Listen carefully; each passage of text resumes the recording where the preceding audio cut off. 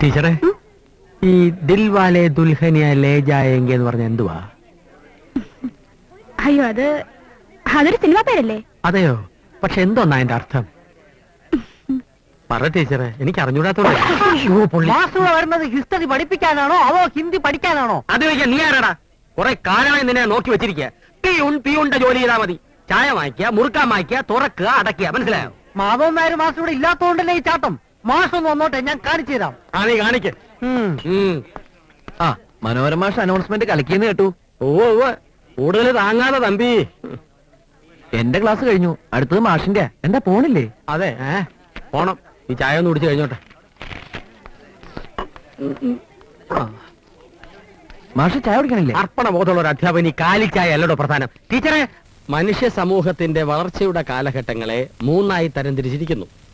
കല്ല്, പല്ല്, എല്ല് തുടങ്ങിയവയെ ആയുധങ്ങളാക്കിയ കാലം സ്റ്റോണേജ് എന്നും, ഇരുമ്പ്, തുരുമ്പ് തുടങ്ങിയവയെ ആയുധങ്ങളാക്കിയ കാലം മെറ്റലേജ് എന്നും, 3ാമതായി ഡാമുകൾ കെട്ടിത്തുടങ്ങിയ കാലം ഡാമേജ് എന്നും അറിയപ്പെടുന്നു.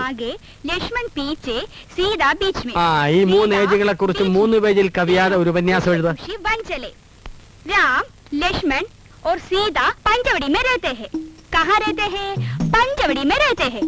അതായത് രാമൻ മുന്നിലും ലക്ഷ്മണൻ പുറകിലും സീത നടുവിലുമായിട്ട് വനത്തിലേക്ക് യാത്രയായി. ഇതിന്റെ ഭാഗ്യഭാഗം എല്ലാരും 3 തവണ മനസ്സിൽ വായിച്ചേ. പച്ച മലയാളത്തിൽ പറഞ്ഞ ചേട്ടൻ മുന്നിലും അനിയൻ പിന്നിലും ചേട്ടത്തി അമ്മ നടുക്കും. ഇതങ്ങ് കാട്ടിച്ചെന്ന് എത്തോ എന്തോ. എന്നാലും ടീച്ചറെ, ദിൽവാലെ ദുൽഹനിയ ലേ ജായേംഗയുടെ അർത്ഥം എനിക്ക് പറഞ്ഞു തന്നില്ലല്ലോ. പറഞ്ഞു തന്നാ ഞാൻ ടീച്ചർക്കൊരു ലൈഫ് സ്പോൺസർ ചെയ്യാം. സ്പോൺസേർഡ് പ്രോഗ്രാം ആയിരിക്കും. എത്ര എപ്പിഡോസ് ഉണ്ടാവും? അപ്പോ മെറ്റലേജ്, സ്റ്റോണേജ്, ഡാമേജ്. എന്താ നോട്ടീസ് വല്ലതുണ്ടോ? അതോ ചായ ഉണ്ടോന്നാണോ? അല്ല, പിയൂൺ എന്തിനാണ് വന്നത് എന്ന്. ഇനി ഒരു ഏജും കൂടെ ഉണ്ട്. കൂടും കുടുക്കെ എടുത്ത് ഇവിടുന്ന് കെട്ടിപ്പറക്കി പോകുന്ന കാലം. പാക്കേജ് അതിനുള്ള വേലയൊക്കെ ഞാൻ ഒപ്പിച്ചു തരാം. ശുക്രിയ.